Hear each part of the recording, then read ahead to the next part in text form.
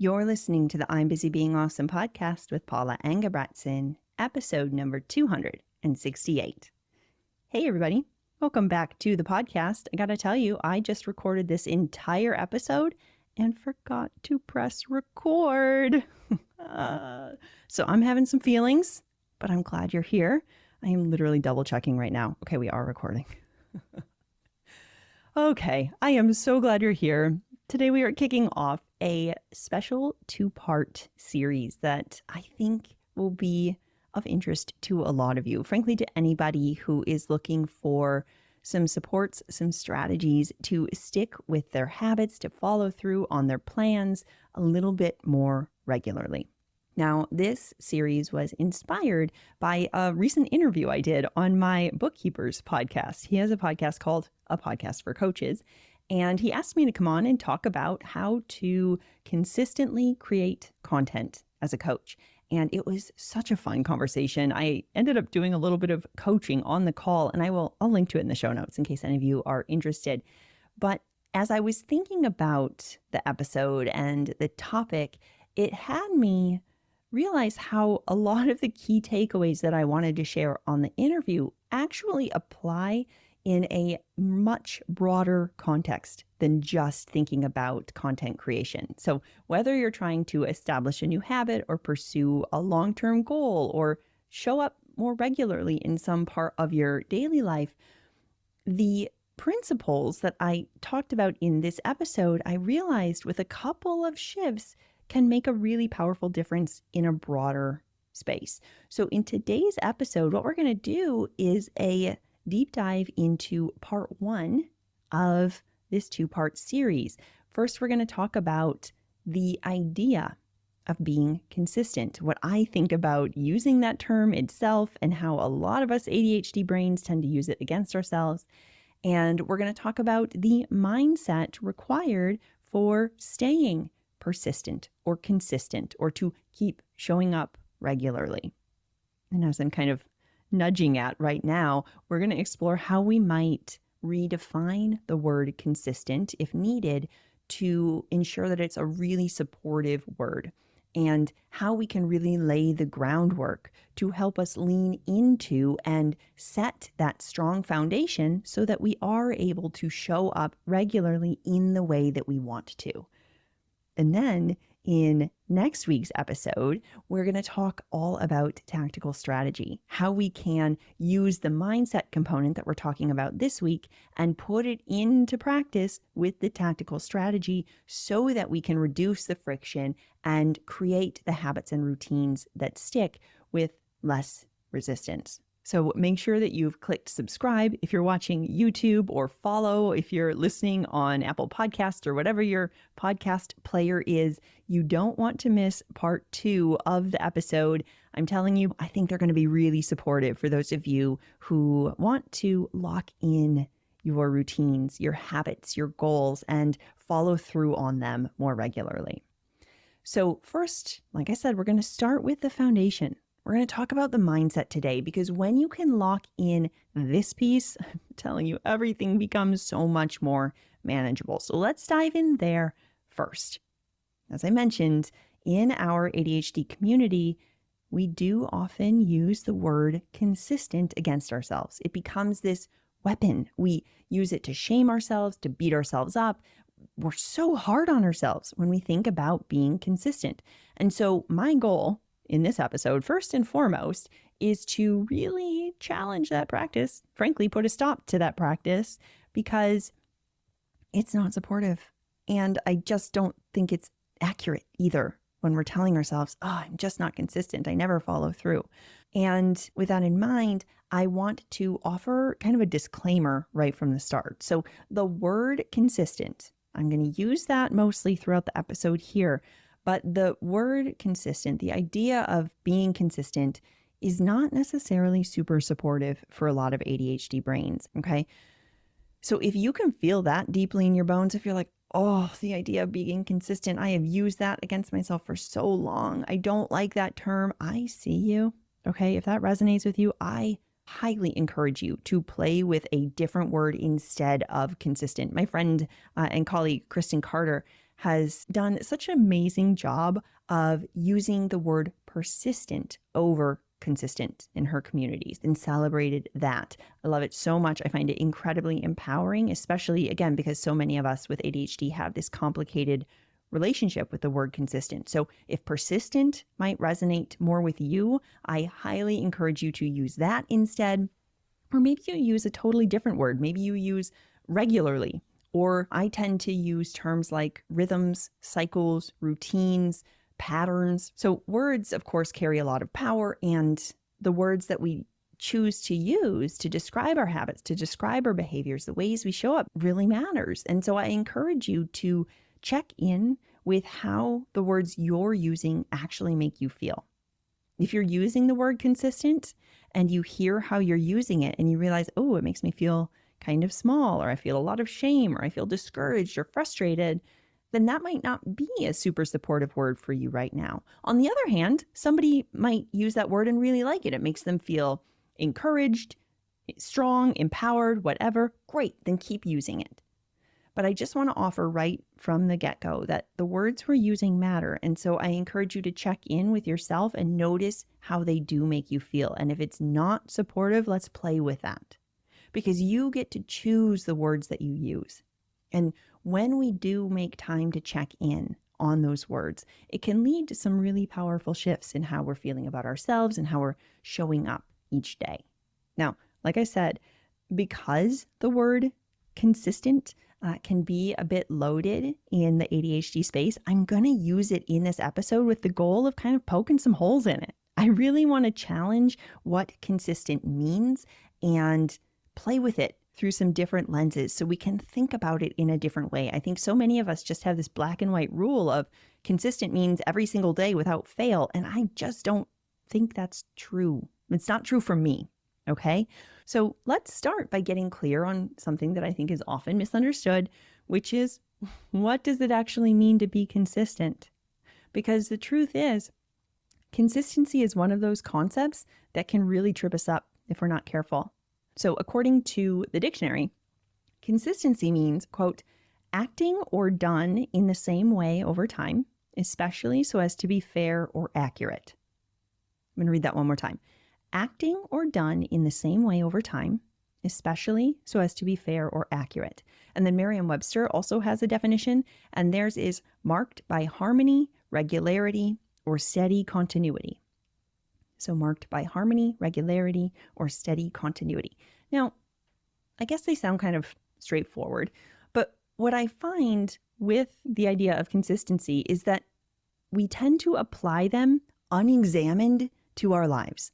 And as adults with ADHD especially, these definitions can start to feel really heavy, quite impossible.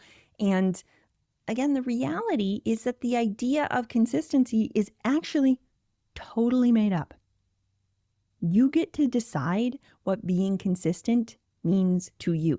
There is no actual definition. I couldn't take you to the doctor and get a test to see if you are positive for consistent or inconsistent. It's not a thing that just exists in the world. It's a thought. It's a definition that some people agree upon, but not a lot of people. We actually don't have a solid definition of what consistent means. So that's number one. What does consistent mean to you? Have you paused to kind of think about this for yourself?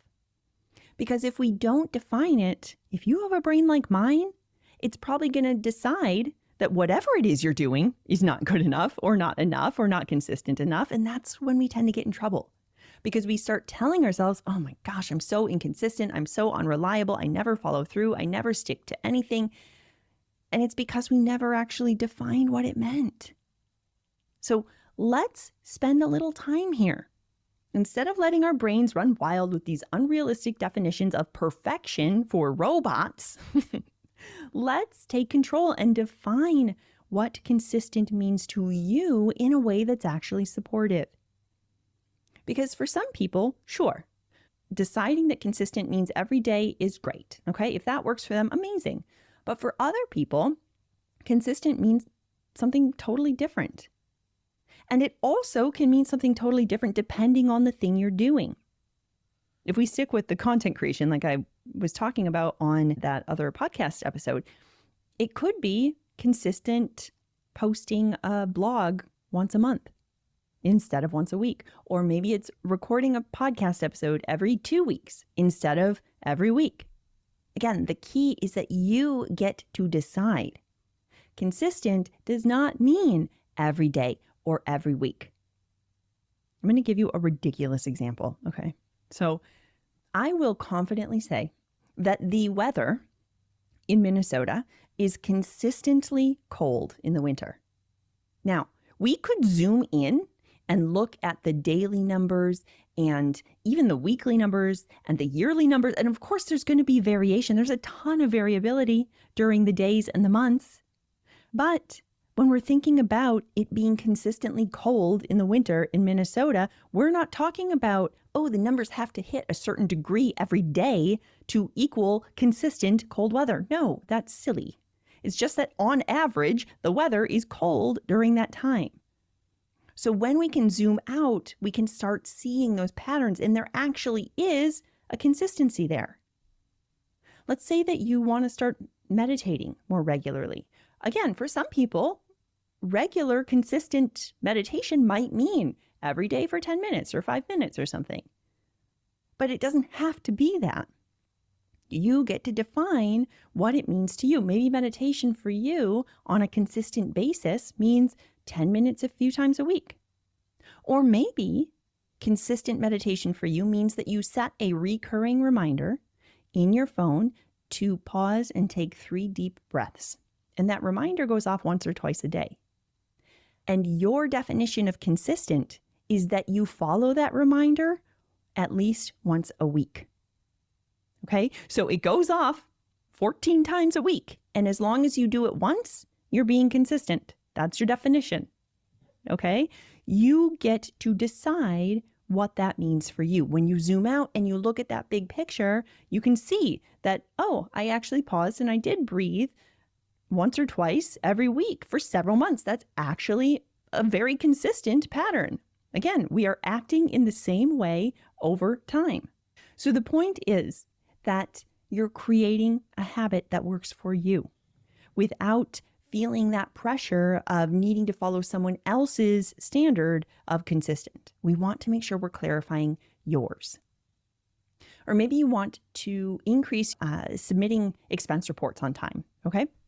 Now, for some brains, it actually might be easier to do every day. So not every day, but every time you buy something. So immediately after every purchase, you submit the expense report because out of sight, out of mind, you just want to do it right away. But for someone else, that might feel like a lot of demand and you would rather have all of it on one day in a batching approach on Friday or something. Or maybe you and a coworker body double on the last Monday of every month and you get all of the things together and you submit that expense report. Okay. All of these approaches that I just talked about, whether it's every time you buy something once a week or once a month, all of that is consistent depending on your definition. The key is finding a rhythm and a label that works for you so that you're getting the thing done without adding a bunch of unnecessary stress to your life. Now, with that in mind, it's also important to remember that life happens, and that's so annoying, I know, but life happens, which is why I think it's so important to also build in flexibility. It's why I love using the phrase, don't skip more than one day, or don't skip more than 1 week, or don't skip more than 2 days in a row, okay? It allows for flexibility. It allows for our humanity. It leaves room for those days when we're not feeling it, or our executive functions didn't show up to work, or life throws us an inevitable curveball. But at the same time, it provides some structure to help bring us back when we need it. Oh, that's right. I don't skip more than 2 days. It's been 2 days. Time to get back on track. So as you're listening to this episode, I first invite you to take a moment and think about what consistency looks like for you. What feels sustainable? What aligns with your energy and your season of life, your goals?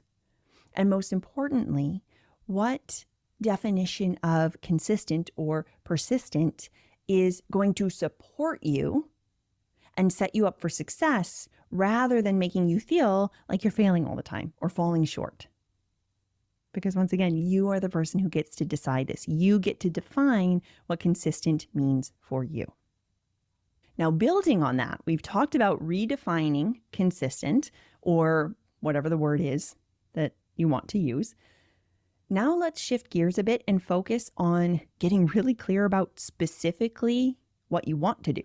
Because the truth is, we can't be consistent or persistent or regular in something if we don't know what that something is. And we can kind of fall into this trap too when we're like, oh, I want to meditate consistently. But what does that actually mean? So we need to start by asking ourselves, what is the specific thing that I want to do? Because again, for so many of us, it's tempting to dive into multiple goals and habits and projects all at once, especially when we're feeling really motivated, when we're really driven. But that's also one of the biggest pitfalls for us ADHD brains, because we tend to take on too much all at once because we're super time blind. We don't know how much time we actually need to do these things.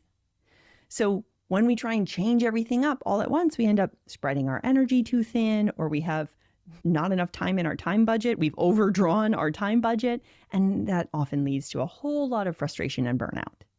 Okay? And then we get back to square one, telling ourselves we're not consistent. So what I encourage you to do is define specifically what it is you want to do and start small. And I mean really small. Again, you're going to be so annoyed with me. I know it's annoying, and I know it can feel kind of counterintuitive, actually, especially when we're excited to make a bunch of changes or do a bunch of new projects and things.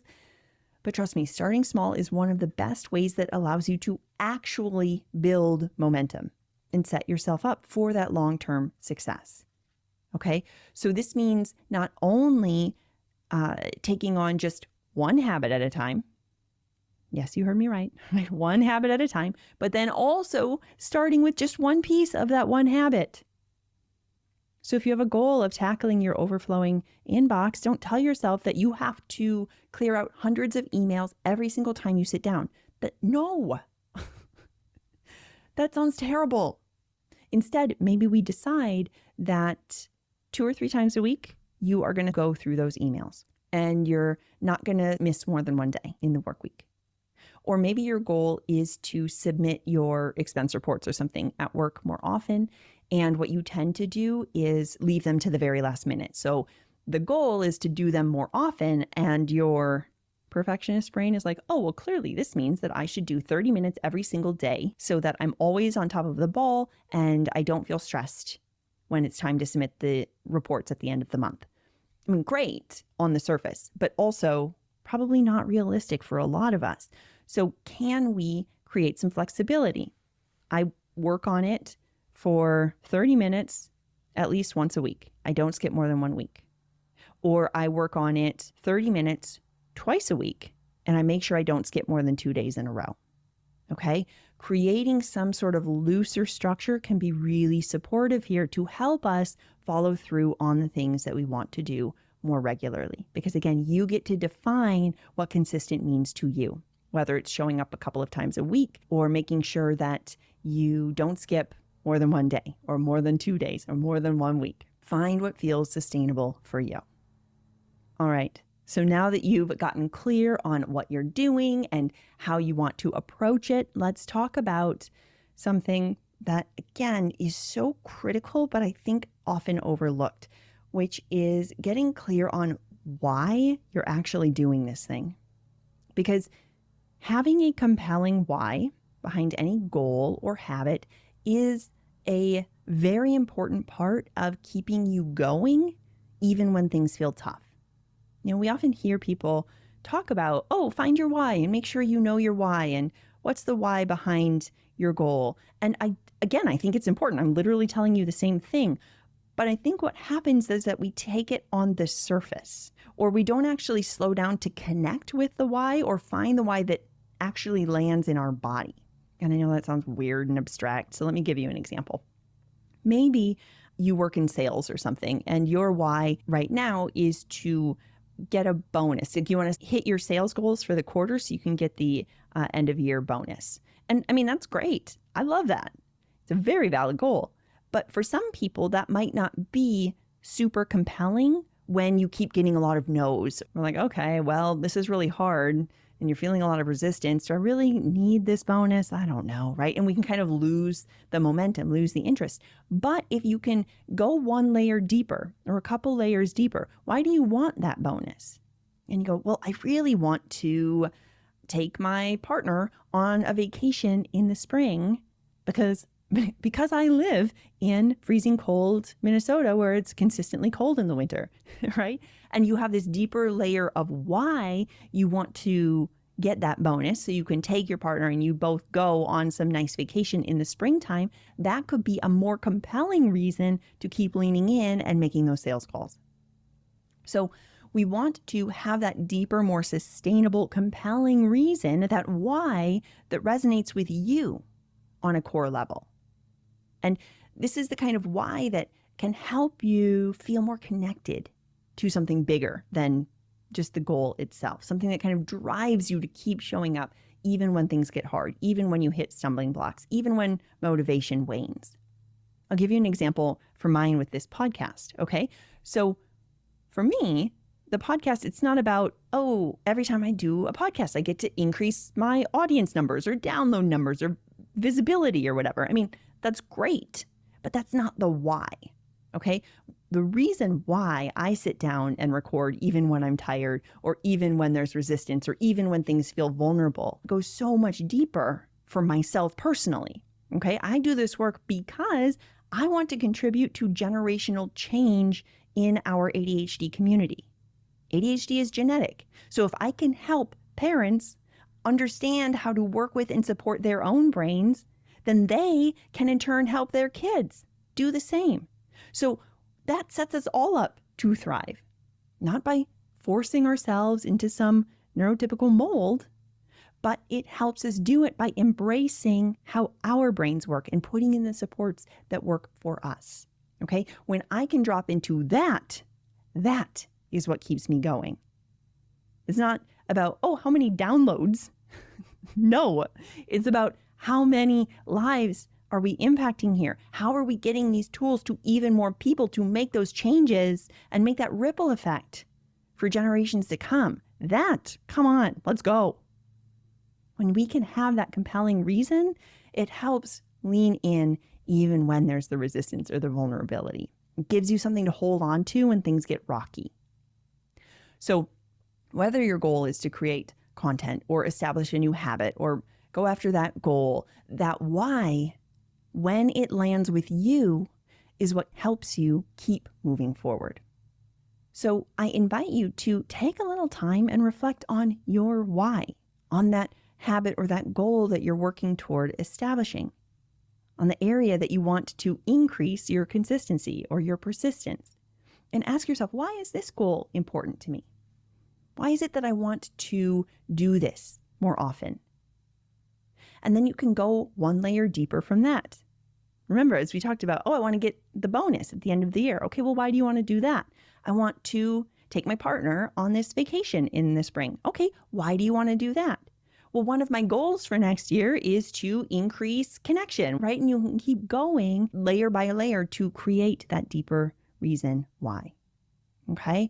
The answer to these questions can really help you uncover that motivation that will help to sustain you through the long haul. Remembering your why, it can be really powerful. And also, it doesn't have to be grandiose and earth-shattering or anything either. It just needs to be meaningful to you. And similarly, one person's why probably won't be super compelling for another. That's why it's so important for you to play around with them and kind of try them on, see how they fit. I'll give you a couple of examples. Let's say you're working toward getting to bed on time. And you're like, okay, I know I need to find the why behind that.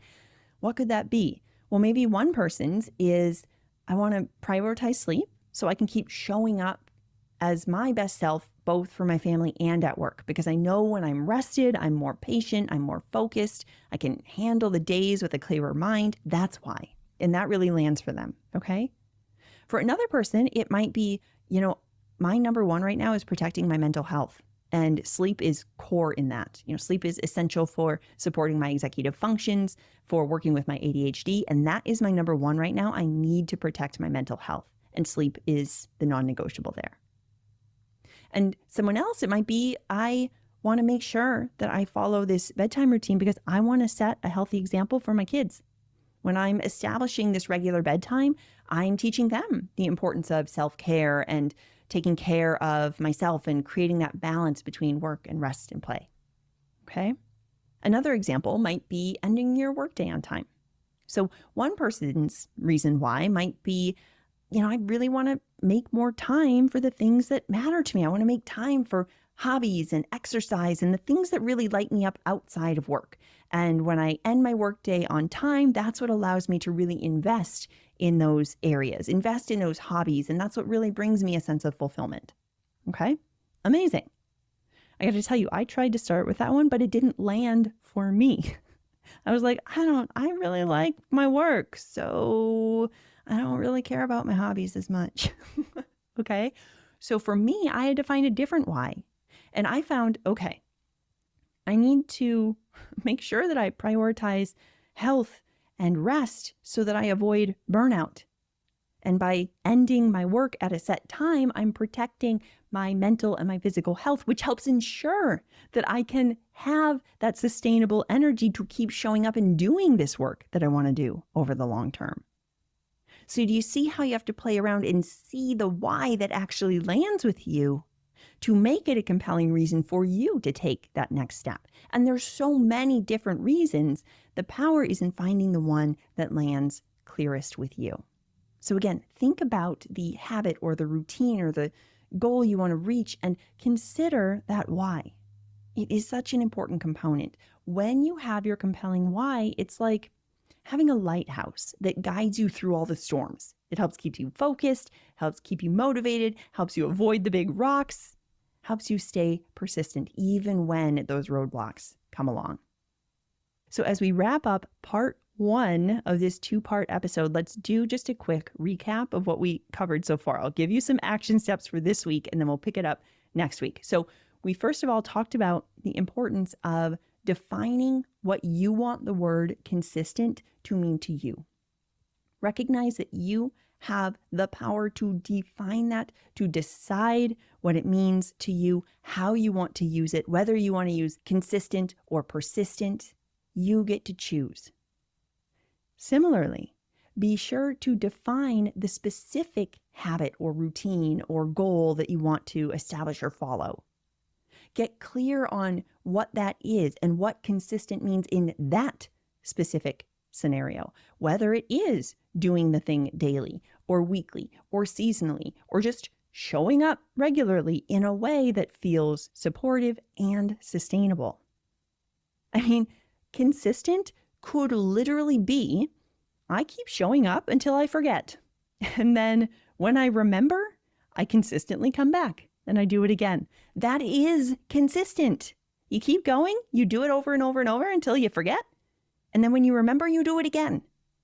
That is a repeated pattern. Consistent. Check. Okay.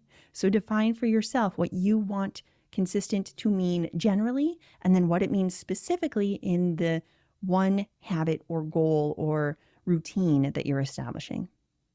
And then finally, we explored the significance of clarifying your why and finding that compelling reason that keeps you moving forward and taking that next step, even when things are hard, even when you forget to press record on the episode. Okay?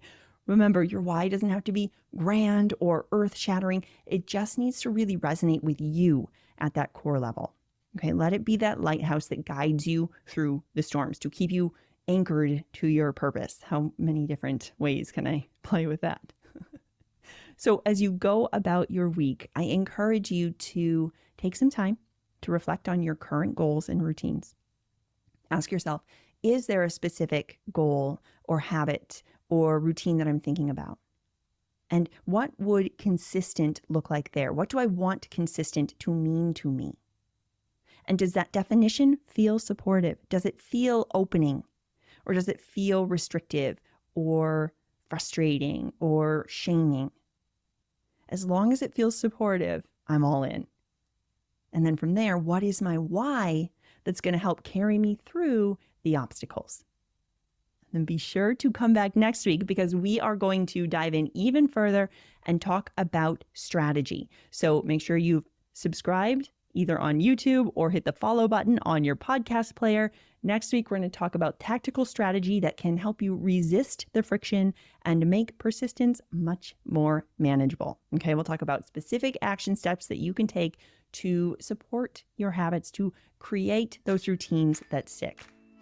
All right, my friends, that's going to do it for us this week. And if you know someone else who would love to dive further into this topic of being consistent and the ADHD brain, would you be a rock star and share this episode with them? You could send it in a text message. You could snap a screenshot and share it on your Instagram stories. If you do that, be sure to tag me so I can give you a shout out. Whatever you do, please know that I so appreciate your support in getting these tools to even more brains who need them. Also, have you grabbed my free training called the ADHD Routine Revamp? It is perfect to go along with these 2 episodes. It's designed to help you lock in a routine and make it stick.